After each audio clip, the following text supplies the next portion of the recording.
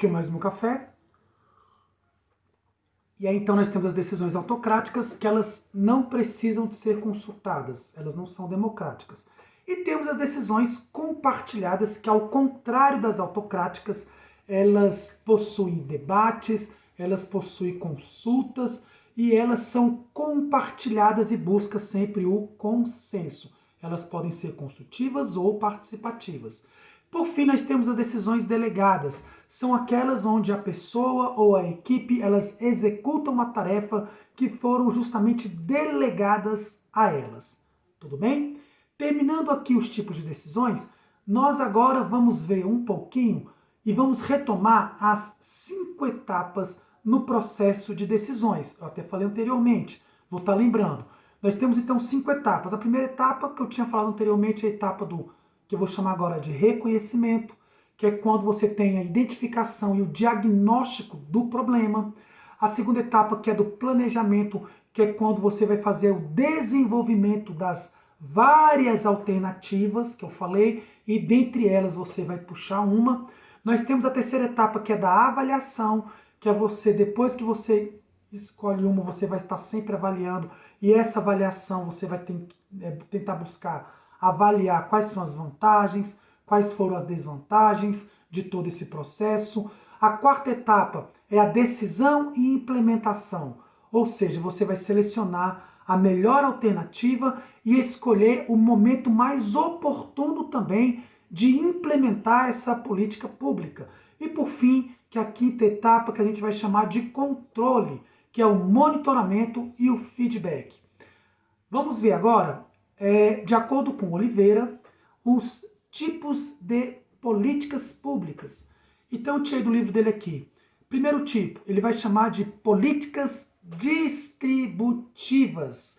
O que são as políticas distributivas? São aquelas onde as decisões são alocativas, sem contrapartidas fiscais, pessoal. São aquelas políticas que acontecem a partir do orçamento geral e que o governo faz de forma paliativa, como, por exemplo, podar as árvores, reparo de uma creche, limpeza de um córrego.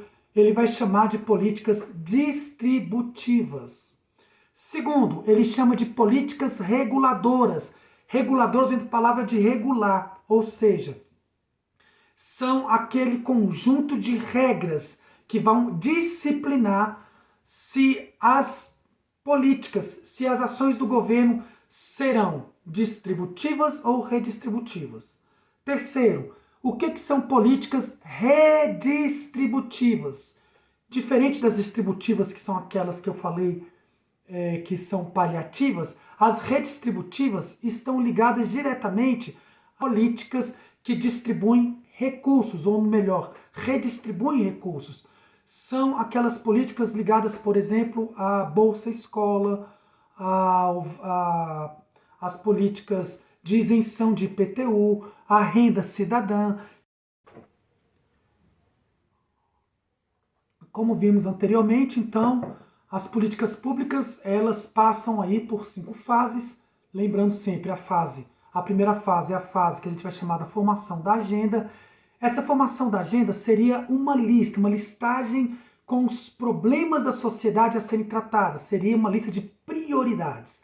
A segunda, que a gente vai chamar que é a fase da formulação de políticas. Quais caminhos ou ações deverão ser tomadas para solucionar essa listagem desses problemas que foram elencadas na fase de agenda. A terceira fase é o processo de tomadas de decisão.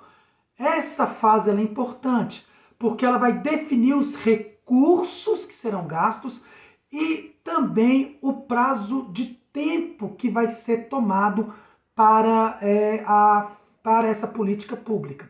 A quarta fase é de implementação, que é realizar exatamente a aplicação e o controle, também o monitoramento para essa política pública.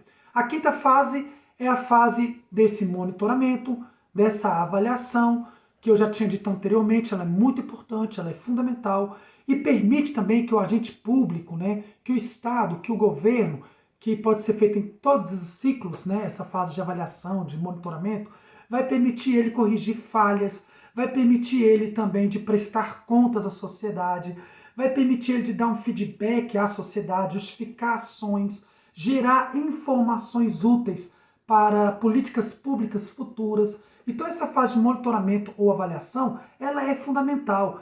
Permite também um diálogo junto à sociedade civil. Isso é muito importante. Eu quero encerrar aqui o vídeo porque tem um tópico lá que está escrito assim: Fundamentos Democráticos para o Desenvolvimento de Políticas Públicas.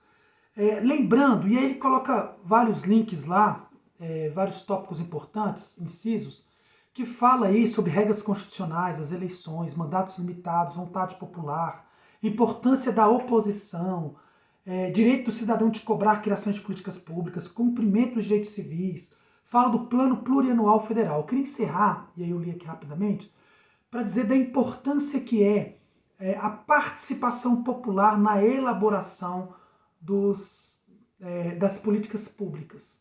A participação.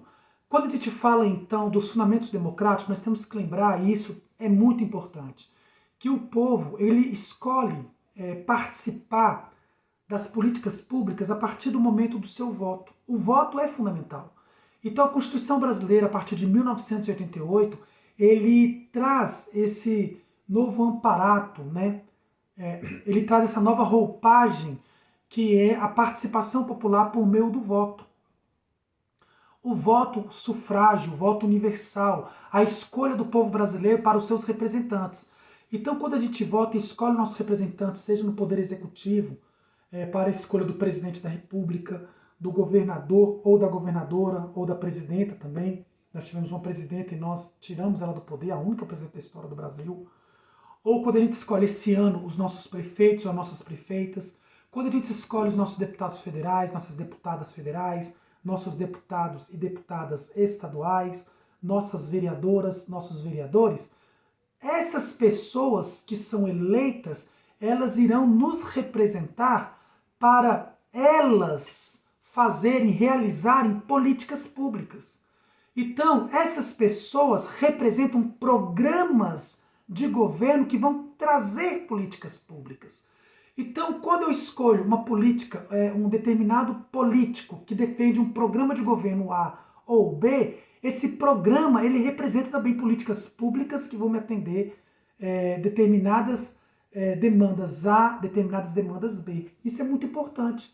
E aí, esses representantes eles possuem mandatos eletivos, que possuem um período específico de 4 anos ou 8 anos para os mandatos do executivo, repetidos, ou nos legislativos que aí vão repetindo sucessivamente, né? Ou nos mandatos de senadores que são de 8 em 8 anos.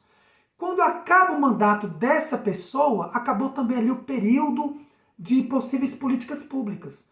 E aí é fundamental, então, que nós, enquanto sociedade civil, venhamos participar dos conselhos em níveis federal, estadual, municipal, que nós venhamos também cobrar novas políticas públicas, que nós venhamos ter consciência política na participação ativa da sociedade.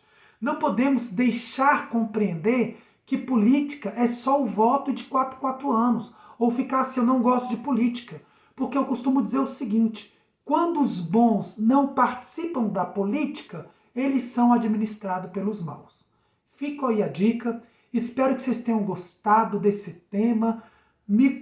Continue me seguindo nas redes sociais com mais esse programa, que foi então com o tema Políticas Públicas.